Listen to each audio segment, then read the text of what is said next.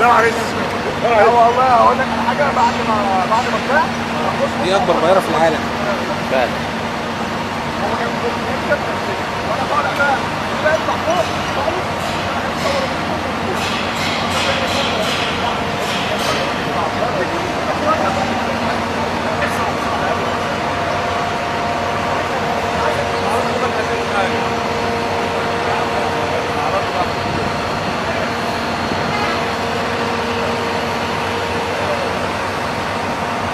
نورينا رجاله.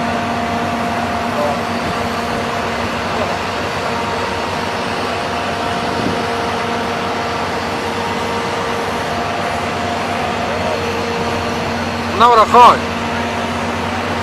استنى يا باشا، التاريخ ده ايه يا اخوان، انا فكرت انا موثق قناه السويس الجديد على يوتيوب